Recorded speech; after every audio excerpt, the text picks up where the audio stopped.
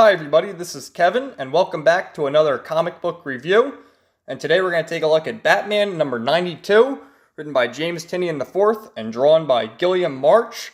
And we're going to finally continue this storyline, which, geez, I'm trying to think. The last issue must have came out in beginning of March? I don't know, it's been a long time.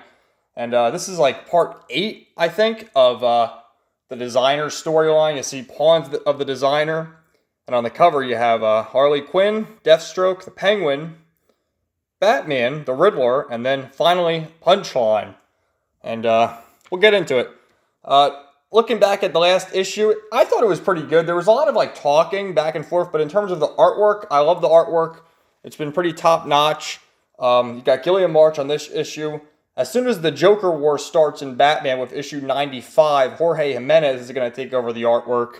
But this is still quite good. So, the Penguin's here in the hospital, getting questioned by Bullock. Bullock's trying to blame him for all the carnage.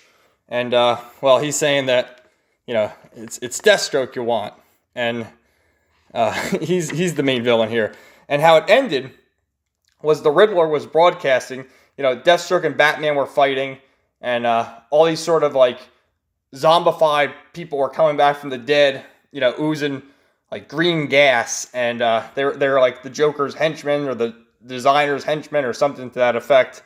And the Riddler came on the screen here, and Deathstroke and Batman were like, oh, we gotta work together now. And Deathstroke was all handcuffed, the Riddler's on here, and he wants everyone to solve his riddle, and he's gonna give everyone a crossword puzzle, he says.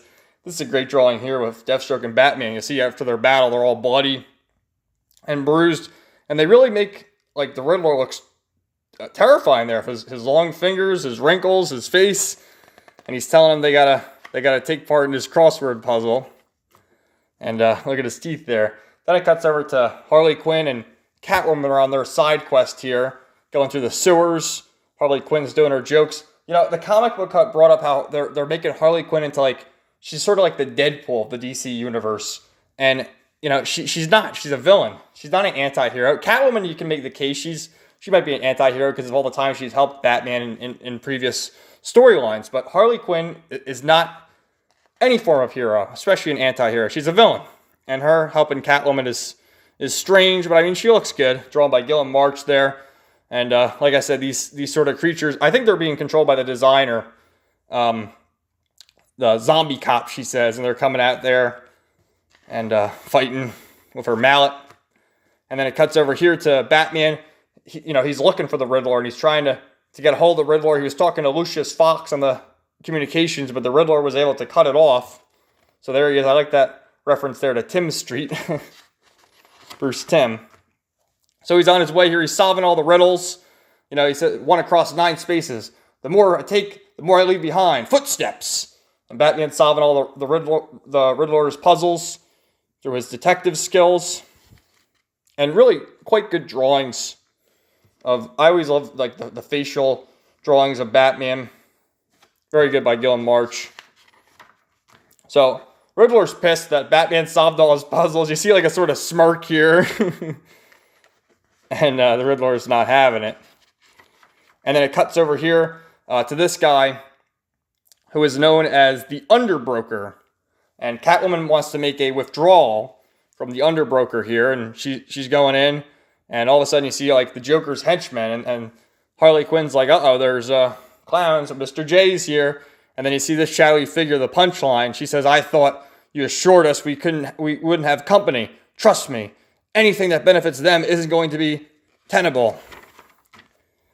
I'm the Punchline. And here she is, Punchline. I mean, she looks pretty good, not gonna lie, but I feel like they've hyped this character up so much, and she just kind of has stupid lines, I'm the Punchline. I'm where you end. And Harley Quinn's like, you're not funny. And she's like, I'm going to make you laugh. And talking about how she's the new Joker partner, love interest, whatever it is. Harley Quinn size it up, and Punchline says, I'm going to cut you. And she pulls out these knives. And then Mr. Underbroker here is not holding up his end of the bargain. So Catwoman whips him up and reveals his real name, Harlan Graves, senior partner at Graves, Wilcox, and Crane, and I'll reveal your name if you don't give me what I want. So he complies there. Then you know, he's still screaming. He thinks he's talking to Batman from the screen like he was before. And Batman creeps up behind him. Yes, Eddie, I hear you. And he's like, how are you here? And Deathstroke just joking over there. This is every night for you, huh? Why the hell do people live here? You know, that brings up a good point there. But in this sort of book, I feel like there shouldn't be that kind of jokey stuff. It should be more drama and more tense. And check out this page right here. If you heard the great news that Brian Michael Bendis is leaving, thank God. So then it cuts right here. Well done, my boy. You've unraveled your adversary's designs quite adequately. I fear that it won't be enough, because you know what I must know. If I'm in Bruce Wayne's office. Hello, Bruce. Please come in. We should talk a little bit before I kill you. And the designer's sitting right there. You can see right next to him on that table, it's a picture of Alfred and a picture of the Wayne's parents there. So, yeah, this is part 7. So this is going to keep going on. That's the end of the issue. I thought it was pretty good. I enjoyed it. But you see we're on issue 92, and I have this from another book that I picked up this week, the whole Joker War tie-in thing. So the Joker War is going to start with Batman 95. So we have 3 more issues with this story on the designer to wrap up. And it's already started in Nightwing, because I reviewed Nightwing number 70 in Detective Comics 1022. And then you see it's going to cross over on all these books here. So take a look at that and don't miss that. And I wanted to show you with this book, you know, because I guess this was printed a long time ago. This was printed recently. I got a bunch of great Batman books this week to review. I got Batman The Adventures Continues number 1 by Alan Burnett, Paul Dini, and Ty Templeton. And this is a 6-issue miniseries taking place after the Batman animated series, and art is very reminiscent of that. So that should be fun. There's Punchline again. We can't get enough of her. So we got that in terms of Batman. I got this Batman Secret Files number 3, which is a sort of one-shot. It's a sort of anthology about all these villains here, including Deathstroke, how they all came to be. Because if you remember from the start of James Tynion's run with Batman, you had all these villains with Deathstroke. So this is like a one-shot. And I think there's one here that has something to do with, yeah, maybe it's at the end. It says, yeah, to be continued in Joker War. So it kind of ties into Joker War, I guess. Also got this Batman's Grave number 7 by Warren Ellis and Brian Hitch, and this has been great. This really has been. I got to read the other issues to get caught up again, but I have them all, and it's a 12-issue miniseries. Like I said, I haven't read any of these books yet. Batman 92 is the only one I read. I just want to get that review out, and I also want to show you what I got here. And then I got Nightwing number 71, part of the Joker War, by Dan Jurgens and Ronan Claquette, I guess. I also got The Flash number 75 by Joshua Williamson, Rafa Sandoval. This is the conclusion to the storyline going on. We got Justice League number 46 by Robert Venditti and Zermanico. Great book right there. Also got Justice League Odyssey number 21 by Dan Abnett and Cliff Richards. And then the one Marvel book I got, Daredevil number 20 by Chip Zdarsky and Marco Cicchetto. There's nothing good for Marvel. X-Men books suck by Jonathan Hickman. This is the only good Marvel book.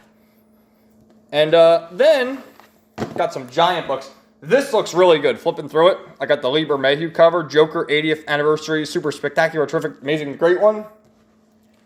Lieber Mayhew cover. And really anybody who did Batman is doing this. Scott Snyder, James Tynion, Dennis O'Neil, Peter Tomasi. They're all in there. And then this book, which looks really interesting, Our Fighting Forces number 1, which has appearances from Hush. It has appearances from Batwoman, Batman, and Jim Lee does some artwork in one of the stories. I think a story by Christopher Priest, Larry Hama, some good talent here. And it's like, you know, this sort of interests me with the patriotic, the soldiers and stuff. So I look forward to checking that out. See Batman's in it. So anyway, let me know what you guys thought of this book, Batman number 92, and look forward to reviews of all those books I showed you coming soon. Have a great day, everybody.